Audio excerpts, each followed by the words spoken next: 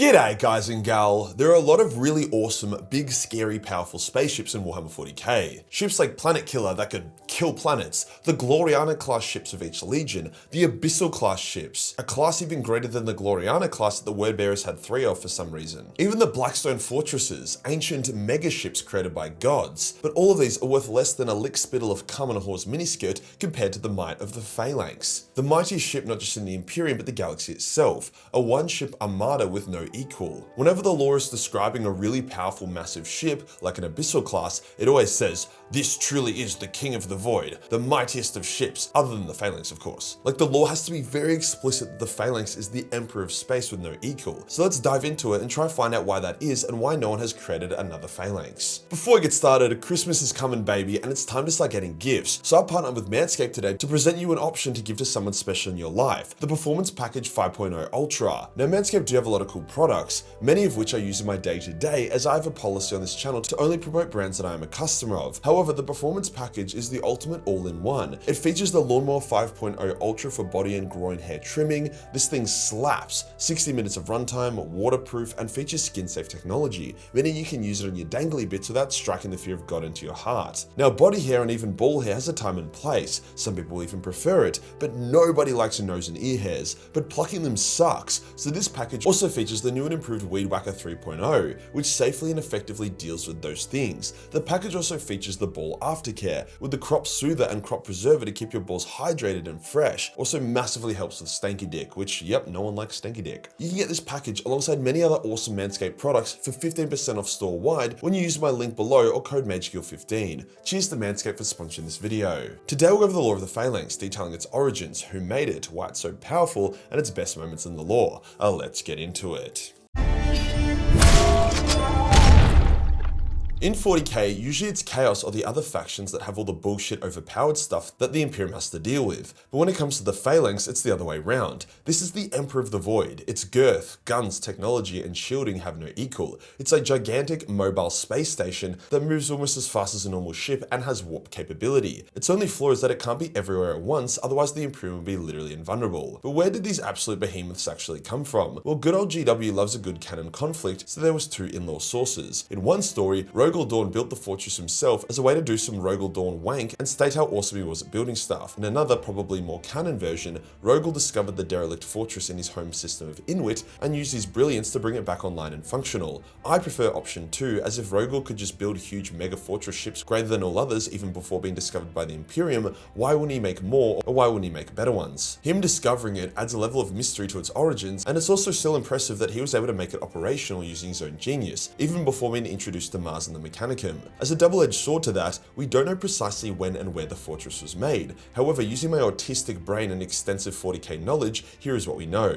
It was made during the dark age of technology, where mankind was at its technological peak. Many things have survived into the current setting from this period, with the gothic style of the Imperium that is also shown in the Phalanx and literally everything else not being entirely exclusive to the current setting, but appears to also have been present during the Dark Age as well. When the Age of Strife occurred, humanity lost most of its technological knowledge. Like one of the main objectives of the Mechanicus is to rediscover as much lost tech as possible, so when extremely complicated machines like the Phalanx begin to break down, it's not a surprise that they end up being abandoned. It's just fortunate that it was abandoned within striking distance of Rogel Dawn. When the Emperor came to Inwit and rediscovered his son Rogel, he was very impressed, not just with Rogel's mini empire of Inwit, but also Rogel mastering the Phalanx, a ship that even impressed the Emperor and was greater than his own personal flagship. Like the Phalanx was impressive even by the standards of the Dark Age of technology. Rogel offered the Phalanx to the Emperor as a sign of fealty, but the Emperor rejected the offer and allowed Rogel to keep it as his own, meaning Rogel would have had the Phalanx as well as 2 Gloriana class ships, which were often the flagships of the Space Marine legions. Dude was packing heat. Now the Phalanx didn't actually see much action during the Great Crusade. It was mobile, but not exactly a fast-moving thing. The Imperial Fists were able to cover a lot more ground by using the rest of their fleet. There just really wasn't much in the galaxy that required the use of the Phalanx. The Imperial Fists didn't really fight the Eldar much, with their main adversary being the Orcs, who aren't exactly known for their impressive fleet capabilities. The Phalanx also wasn't a very stealthy stealthy ship. What I'm saying is that for most of the Great Crusade, it just wasn't necessary. Towards the end of the Crusade, Dawn was recalled to Terra to be its Praetorian and protector,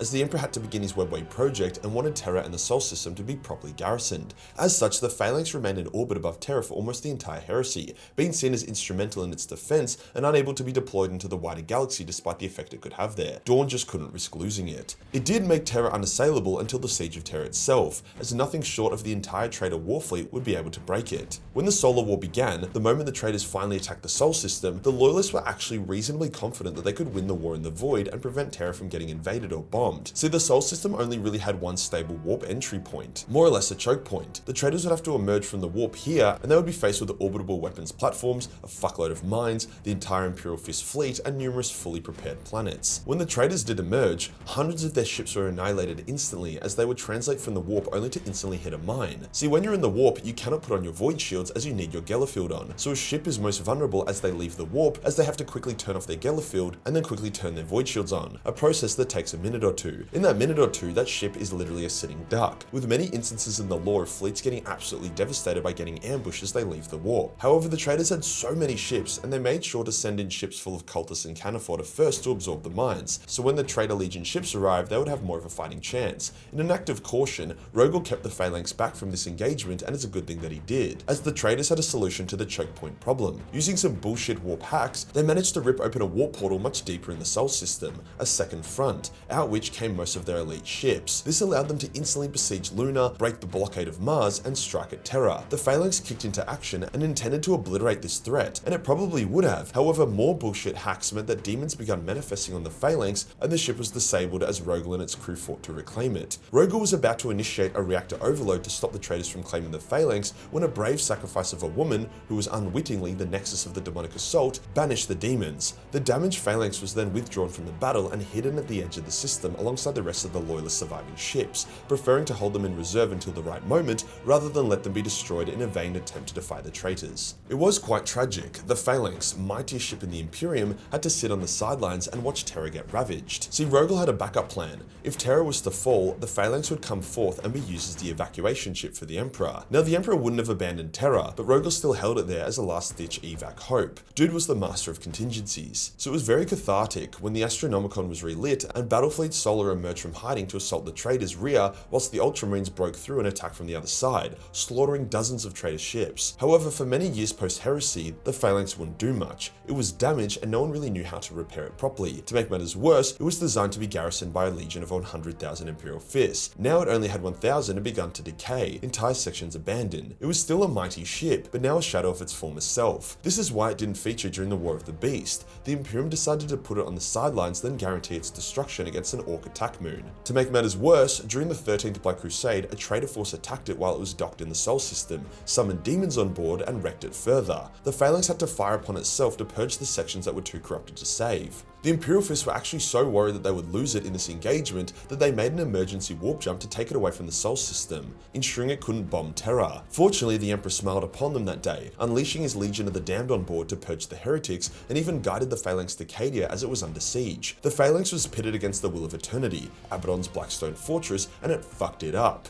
The Phalanx bombed that little Blackstone bitch and disabled it. Abaddon then pushed the now dead Blackstone Fortress into Cadia, a plan B to originally wanting to keep the Blackstone Fortress for future conquests. The Phalanx was instrumental in the evacuation of the planet, as only it could take in so many refugees. It returned to Terra after this, and boy was it in a sorry state. The damage from the heresy, 10,000 years of atrophy, a demonic invasion, and then a battle over Cadia against the Blackstone Fortress, it was almost inoperable. In a rare show of favour, the Custodian Guard opened up their black cells and allowed the Imperial Fist to use forbidden ancient technology to repair the Phalanx, bringing it back to near full operation, and once again turning it into the mightiest ship to grace the stars. It was last seen being used against the Tyranids during the 4th Tyrannic War, absolutely fucking their shit up during the Battle of Bastior. So that's the Phalanx story, but what about the ship itself? I feel like I really need to put the scale into perspective some more. It has been described as the size of a small moon, and it is so massive that it actually has its own ecosystem on board. There are plants and animals native to the Phalanx that aren't seen anywhere else in the galaxy. Its docking bays can receive Imperial Imperial cruisers and battleships, and its Hall of Honors and trophies is kilometers long.